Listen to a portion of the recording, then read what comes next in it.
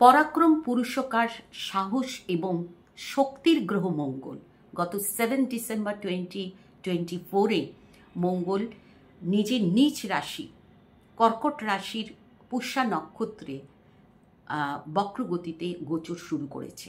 মঙ্গলের এই বক্রগতি ট্রানজিট আমাদের জীবনকে কিভাবে প্রভাবিত করতে পারে বা 12টি রাশি লগ্নের জাতকদের কিভাবে প্রভাবিত করতে পারে তাই নিয়ে আমার আলোচনা শুরু করেছি।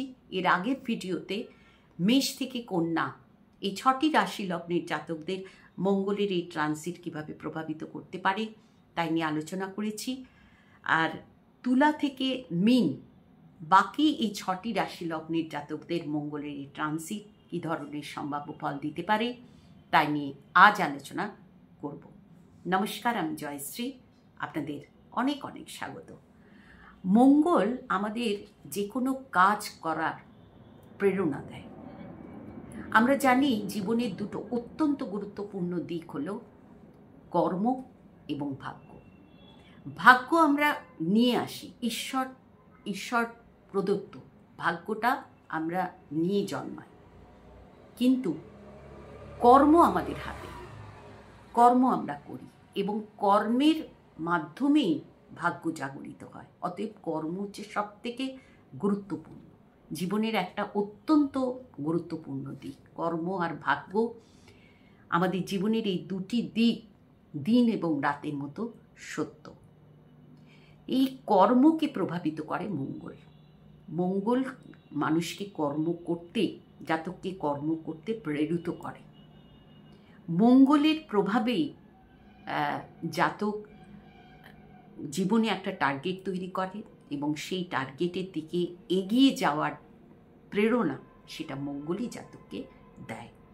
মঙ্গলের যেমন কিছু ভালো গুণ রয়েছে, মঙ্গলের যেমন শুভ গুণ রয়েছে, তেমন মঙ্গলের কিছু অশুভ প্রভাবও রয়েছে, অশুভ শক্তিও রয়েছে। প্রত্যেক গ্রহেরই তাই থাকে, ভালো দিকও থাকে, মন্দ দিকও থাকে, মঙ্গলেরও সেটা রয়েছে।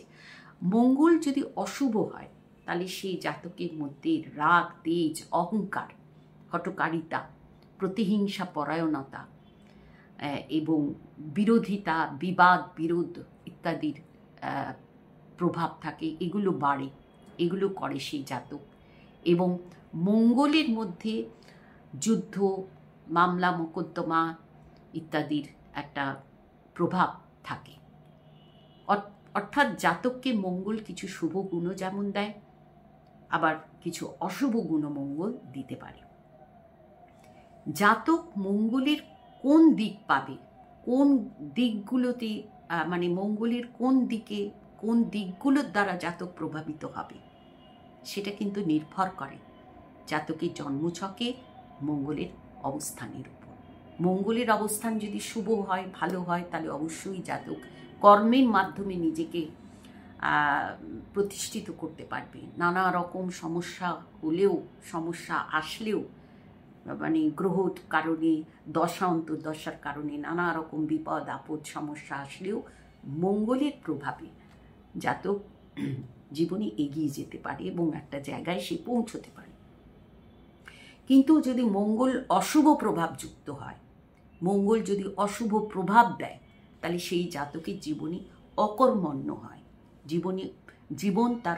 সে জীবনে অকর্মণ্য হয় এবং তার মধ্যে নানা রকম অশুভ গুণ, অশুভ প্রভাব থাকে মঙ্গলে। সে অত্যন্ত রাগী হয়, জেদি হয়, অহংকারী হয়, তার মধ্যে সুপিরিয়রিটি কমপ্লেক্স থাকে এবং সে কোনোভাবেই জীবনে উন্নতি করতে পারে না। এবং তার উগ্র স্বভাবের জন্য তার নিজের আত্মীয় পরিজন, বন্ধু বান্ধব থেকে সে একটা সময় সে বিচ্ছিন্ন হয়ে যেতে বাধ্য হয়, একাকী জীবনযাপন করে, এমনও দেখা যায়। অতএব মঙ্গল একটি অত্যন্ত গুরুত্বপূর্ণ গ্রহ এবং মঙ্গলের প্রভাব আমাদের জীবনকে যেমন ভালোও করতে পারে, মন্দও করতে পারে। এই মঙ্গল গত 7 ডিসেম্বর বক্রগতিতে গোচর শুরু করেছে কর্কট রাশিতে। যেহেতু বক্রগতিতে গোচর শুরু করেছে, আমরা জানি গ্রহ যখন বক্রী হয় তখন সে যেই রাশিতে বক্রী হচ্ছে সেই রাশিকে এবং তার আগের রাশি, এই দুটি রাশিকেই কিন্তু প্রভাবিত করে।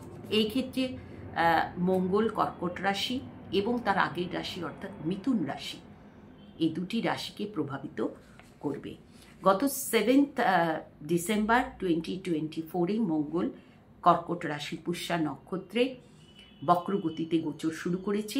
12 জানুয়ারি 2025 মঙ্গল পুষ্যা নক্ষত্র থেকে আগের নক্ষত্র অর্থাৎ পুনর্বসু নক্ষত্রে প্রবেশ করবে এবং 21 জানুয়ারি 2025 মঙ্গল মানে পুনর্বসু নক্ষত্র দিয়েই মিথুন রাশিতে প্রবেশ করবে এবং 24 ফেব্রুয়ারি 2025 মঙ্গল বক্রগতি থেকে মার্গী হবে, সেটা মিথুন রাশিতেই হবে এবং 2 এপ্রিল 2 এপ্রিল 2025 মঙ্গল মিথুন রাশি থেকে কর্কট রাশিতে প্রবেশ করবে এবং 7 জুন 2025 মঙ্গল কর্কট থেকে সিংহ রাশিতে প্রবেশ করবে। অতএব মঙ্গলের এই বক্রগতির যাত্রা চলবে আগামী 24 ফেব্রুয়ারি 2025 পর্যন্ত। একটা দীর্ঘ সময় মঙ্গলের এই ট্রানজিট চলবে এবং মঙ্গল কর্কট রাশি থেকে মঙ্গলের দৃষ্টি থাকছে, চতুর্থ দৃষ্টি থাকছে তুলা রাশির ওপর এবং সপ্তম আর অষ্টম দৃষ্টি থাকছে মকর এবং কুম্ভ রাশির ওপর। আজকের আলোচনার প্রথম রাশি তুলা রাশি। তুলা রাশির ক্ষেত্রে মঙ্গল কিন্তু দ্বিতীয় এবং সপ্তম ভাবের অধিপতি এবং বর্তমানে দশম ভাবে মঙ্গলের ট্রানজিট চলছে এবং মঙ্গল দশম এবং নবম এই দুটি ভাবকে মঙ্গল তুলা রাশির এই দুটি ভাবকে মঙ্গল প্রভাবিত করছে, যার ফলে কর্মজীবনে নানা রকম সমস্যা এবং পরিবর্তন আসার সম্ভাবনা থাকবে তুলা রাশি এবং লগ্নের জাতকদের এবং পারিবারিক দিক দিয়ে কিছু প্রবলেম, কিছু সমস্যা, কিছু টেনশন, কিছু পরিবর্তন এই সময় থাকবে। অর্থাৎ কর্মজীবন এবং পরিবার এই দুই দিকে তুলা রাশি এবং লগ্নের জাতকদের কিছু পরিবর্তন, কিছু সমস্যা ইত্যাদি থাকবে। তবে এই ক্ষেত্রে আমি বলি, যেহেতু মঙ্গল এখানে বক্রি হয়েছে, সাধারণত বলা হয় আমাদের জ্যোতিষশাস্ত্রে শাস্ত্র মতে গ্রহ যখন নিচস্থ হয়ে বক্রি হয় তখন কিন্তু গ্রহ কিছু শুভ ফল দেয়, কিন্তু সেই ক্ষেত্রে গ্রহের চেষ্টা বল সেখানে বাড়ে। অতএব যদি চেষ্টা করা যায়, প্রচেষ্টা করা যায়, প্রয়াস করা যায়, তাহলে কিন্তু তবেই কিন্তু শুভ ফলটা পাওয়া যায়। তো অতএব এই ক্ষেত্রে আমি বলবো যে তুলা রাশি এবং লগ্নের জাতকদের গত 20 অক্টোবর যখন কর্কট রাশিতে মঙ্গল প্রবেশ করেছিল, তারপর থেকে 7 ডিসেম্বর পর্যন্ত এই যে সময়টা গেছে, এই সময় কিছু কর্মজীবনে যে সমস্যাগুলো চলছিল, যে একটা মানে কোনো দিশা পাচ্ছিলাম না, এরকম ধরনের একটা মানসিক পরিস্থিতি যে এসেছিল, একটা কনফিউজ হয়েছিলেন তুলা রাশি এবং লগ্নের জাতকরা, কনফিউশন ছিল, টেনশন ছিল, সেই জায়গাটা কিছুটা শুভ পরিবর্তন এই সময় হবে। কিন্তু অবশ্যই যেমন আগে বললাম, প্রচেষ্টা এবং প্রয়াস বজায় রাখতে হবে, তাহলে কিছুটা পরিবর্তন কর্মজীবনে এই সময় হবে।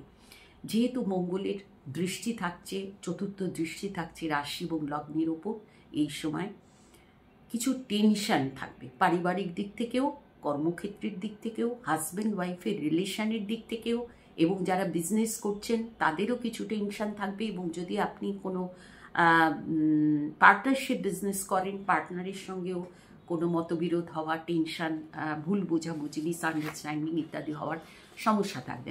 অর্থাৎ এই সময়টা তুলা রাশি এবং লগ্নের জাতকদের জন্য কিছুটা ক্রিটিক্যাল থাকবে, কিছুটা সমস্যামূলক থাকবে এবং অত্যন্ত ধৈর্য ধরে এই সময়টা যদি পার করা যায়, ধৈর্য ধরে প্রচেষ্টা করা যায়, প্রয়াস করা যায়, তাহলে এই সমস্যা অনেক কম থাকবে। এক্ষেত্রে আমি আরেকটা কথাও বলবো যে যেহেতু এই গোচর প্রভাব অনুযায়ী যে রাশি লগ্ন ফল, সেটা একেবারেই একটা জেনারেল বিচার, একটা সাধারণ বিচার। এই ক্ষেত্রে কিন্তু ব্যক্তিগত জন্মছকের ভূমিকা ব্যক্তিগত জন্মছকে বর্তমানে যে দশা চলছে সেটা অত্যন্ত গুরুত্বপূর্ণ। অতএব খারাপ মানে যে সবার ক্ষেত্রে সমানভাবে খারাপ হবে তা কিন্তু নয়। যাদের বর্তমানে কোনো মারক গ্রহের দশা চলছে, তুলা রাশি লগ্নের কথা বলছি, বা যে কোনো রাশি লগ্নের ক্ষেত্রে যদি কোনো নেগেটিভ প্রভাবের কথা বলা হয় এবং জন্মছকে যদি বর্তমানে মারক গ্রহের দশা চলে, তাহলে যেই নেগেটিভ কথাগুলো বলা হচ্ছে সেই নেগেটিভ দিকগুলো অবশ্যই হবে। কিন্তু যদি জন্মছক অনুযায়ী বর্তমান সময় যদি কোনো যোগকারী গ্রহের দশা চলে, সেই ক্ষেত্রে কিন্তু অতটা অশুভ প্রভাব থাকবে না। আবার যদি রাশি লগ্ন সাপেক্ষে বর্তমান গোচর যদি অত্যন্ত শুভ বলা হয়, কিন্তু যদি ব্যক্তিগত জন্মছকে বর্তমান সময় যদি কোনো মারক গ্রহের দশা চলে, তাহলে কিন্তু সেই শুভ ফল পূর্ণরূপে জাতক পাবেন না। এই ক্ষেত্রে আমি বলবো তুলা রাশি এবং লগ্নের জাতকদের যদি মারক গ্রহের কোনো দশা না থাকে, তাহলে আমি বলবো যে এই সময় নিজের কর্মের প্রতি অত্যন্ত যদি ফোকাস থাকা যায়, অত্যন্ত প্রয়াস করা যায়, তাহলে কর্মজগতে কিছু ভালো পরিবর্তন, শুভ পরিবর্তন আসবে। পারিবারিক দিক থেকে এই সময়টায় কিছু জটিলতা, কিছু টেনশন ইত্যাদি আসবে এবং সেই জটিলতার কারণে নিজেদের হাজব্যান্ড ওয়াইফের মধ্যে রিলেশনে কিছু সমস্যা আসতে পারে। সেই জায়গায় হতে পারে তুলা রাশি এবং লগ্নের জাতকদের একটা ডিসিশন নেওয়ার দরকার হতে পারে, একটা নিশ্চিত ডিসিশন। তো সেই ডিসিশনটা কিন্তু অত্যন্ত ধৈর্য ধরে, অত্যন্ত বিচার এবং সতর্ক হয়ে সেই ডিসিশনটা নিতে হবে। তুলা রাশি এবং লগ্নের জাতকদের ক্ষেত্রে আমি বলবো, যেহেতু এই সপ্তমপতি বর্তমানে দশমভাবে এবং নবমভাবে, এই দুটি ভাবকে যেহেতু প্রভাবিত করছে, স্বামী বা স্ত্রীর দিক থেকে কিছু আর্থিক প্রাপ্তির যোগ থাকবে। স্বামী বা স্ত্রীর কর্মজীবনে কোনো ইনক্রিমেন্ট পাওয়ার কোনো সম্ভাবনা বা কোনো আর্থিক অর্থ পাওয়ার কোনো সম্ভাবনা থাকতে পারে। অর্থাৎ আর্থিক কিছু সুবিধে, কিছু প্রাপ্তি স্বামী বা স্ত্রীর পক্ষ থেকে আসতে পারে এই সময়টা। মোটামুটিভাবে সতর্ক সাবধানতার মধ্যে দিয়ে কাটালে তুলা রাশি লগ্নের জাতকদের সময়টা কিছুটা হলেও পরিবর্তন হবে, শুভ পরিবর্তন হবে। বৃশ্চিক রাশি এবং লগ্নের ক্ষেত্রে মঙ্গল হচ্ছে রাশির অধিপতি গ্রহ এবং মঙ্গল হচ্ছে ষষ্ঠ ভাবের অধিপতি গ্রহ। রাশি এবং ষষ্ঠ ভাবের অধিপতি গ্রহ মঙ্গল বর্তমানে বৃশ্চিক রাশির নবম এবং অষ্টম ভাবকে প্রভাবিত করছে। নবম ভাবে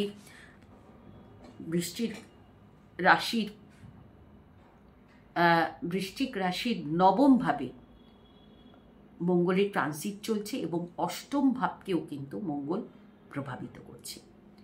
তার ফলে কি হবে, বৃশ্চিক রাশি তাদের কিন্তু বর্তমানে শনির ঢাইয়া চলছে।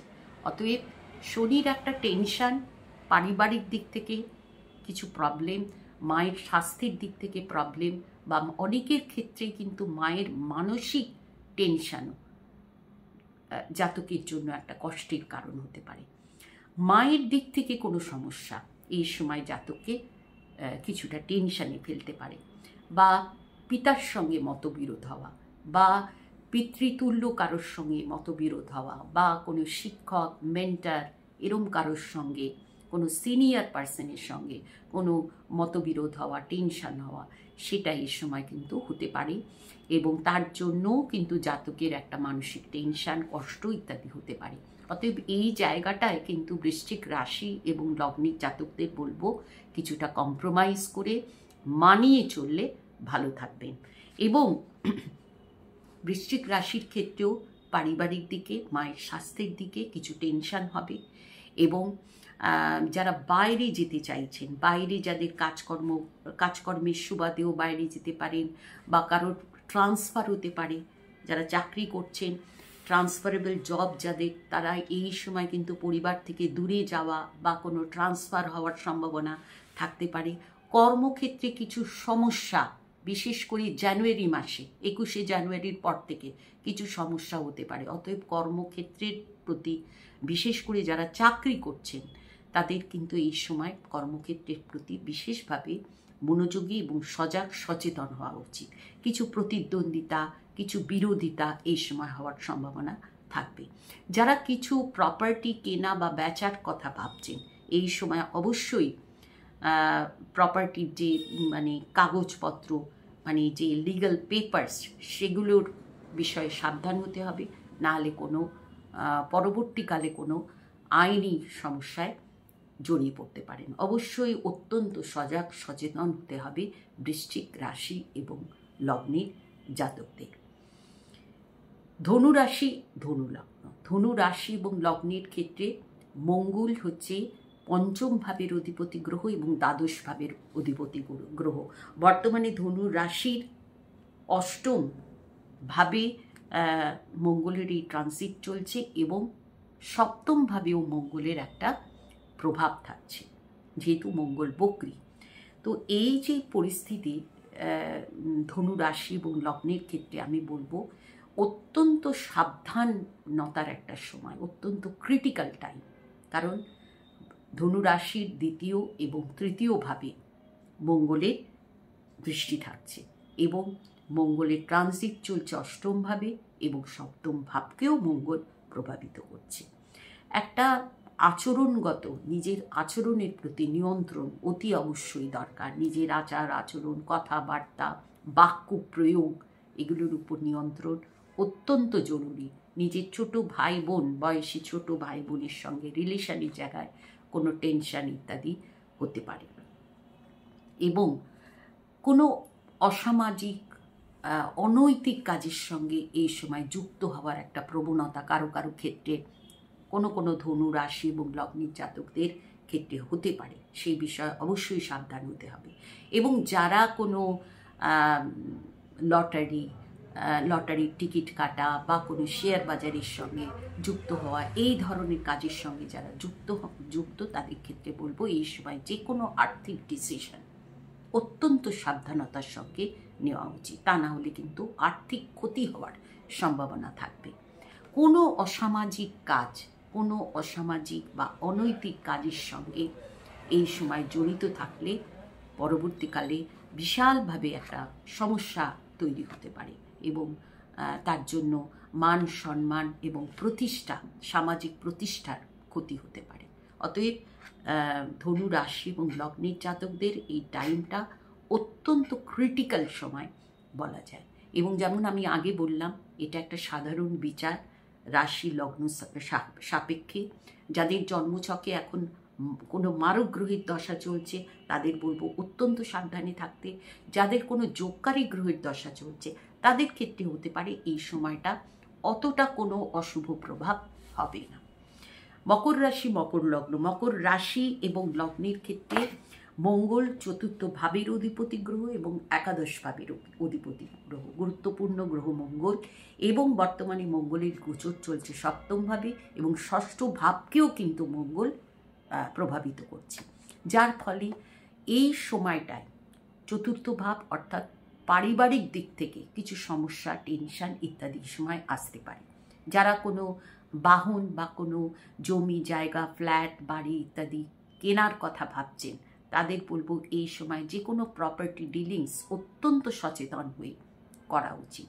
এবং হাজব্যান্ড ওয়াইফের রিলেশনের জায়গায় কিছু প্রবলেম, কিছু টেনশন এই সময় হতে পারে। পারিবারিক দিক থেকে, হাজব্যান্ড ওয়াইফের রিলেশনের দিক থেকে অত্যন্ত সাবধান হতে হবে।